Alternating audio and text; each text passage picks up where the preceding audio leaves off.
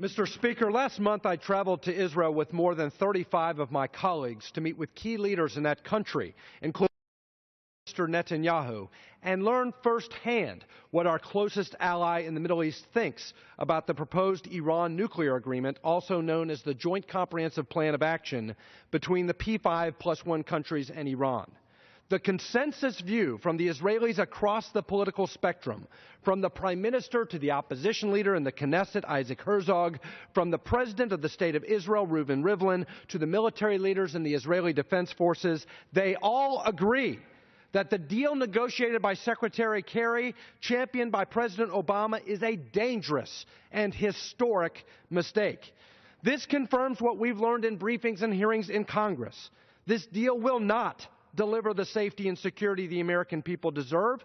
Instead, it will transform Iran from the world's leading state sponsor of terrorism with an illicit nuclear program into the world's leading state sponsor of terrorism, awash in billions of dollars in sanctions relief with an internationally sanctioned nuclear program on an industrial scale. But this is not just a bad deal for Israel. This is not just a bad deal for America.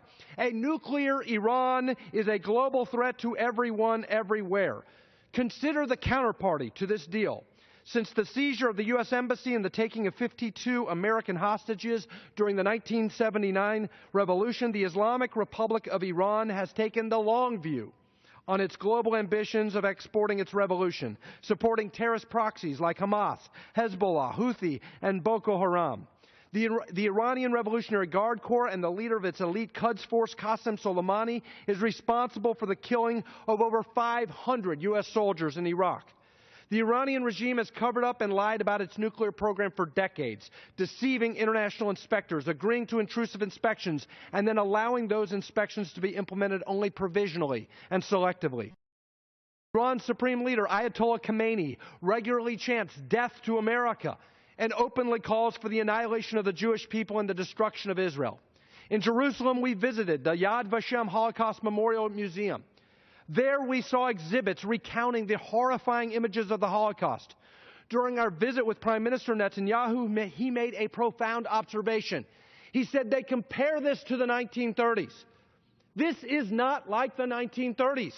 In the 1930s, the Nazis concealed their intentions for the Jewish people in the Holocaust. Here, they're actually telling us. They're telling us what they want to do to the Jewish people, and death to the great Satan. Let's not give them the tools to actually carry it out. The President's promise of anytime, anywhere inspections has been replaced with managed access to suspect nuclear sites in which international inspectors must appeal to Iran, Russia, and China. This bureaucratic process could take up to 24 days, at least, during which Iran would remove anything covert or in violation of the agreement. The Associated Press now reports that at least one of two secret deals between the IAEA and Iran, secret deals neither Congress nor even the Secretary of State has been allowed to see, allows Iran to use its own inspectors at the military complex long suspected as the headquarters of Iran's nuclear weapons and ballistic missile program.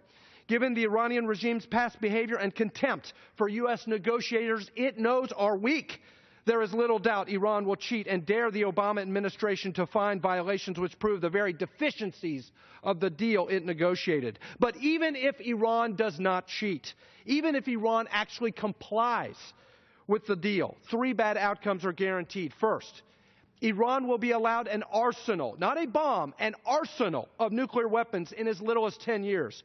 Under the agreement, Iran is not required to dismantle technology, is permitted to retain vast enrichment capacity, may continue research and development on advanced centrifuges, and will be allowed to acquire intercontinental ballistic missiles in as little as 8 years. Intercontinental ballistic missiles. Those are not for Tel Aviv. Those are for Washington, D.C. and New York. Second, Iran gets sanctions relief at least $56 billion almost immediately, and that's according to the Obama administration itself. Independent analysis projects the relief could be as much as $150 billion. As a member of the Terrorism Financing Task Force, I have heard extensive testimony that when these funds are released, a significant percentage will go to Iran's terrorist proxies in Gaza, Lebanon, Iraq, Yemen, Nigeria, and elsewhere. Experts warn it will be impossible to snap back effective sanctions. And third, Because Iran's neighbors know this deal reverses a decades-long bipartisan U.S. policy blocking Iran's nuclear program. This agreement will spark a nuclear arms race in the broader Middle East. Turkey, Saudi Arabia, Egypt have already signaled their intent to acquire nuclear retaliatory capability if this deal is finalized. The people who know Iran the best trust them the least. This president says it's this deal or war, but that's a false choice. Rejecting this deal will keep most sanctions in place and allow Congress and our allies to turn up the pressure on Iran to get a better deal. In fact, I signed a letter with 366 colleagues outlining the conditions we would consider to be part of a better deal, none of which were included in the one before us. On the last night we were in Israel, one of the last nights, as we finished dinner at a restaurant on the Sea of Galilee, the owner of the restaurant took the microphone and announced that members of the American Congress were here to stop this bad Iran deal. The gentleman's time has expired. And to conclude, Mr. Speaker, the whole restaurant stood up and sang "God Bless America." On the Iran deal, I proudly stand with our allies in Israel, not with the mullahs in Tehran, and I yield back the balance of my time. The chair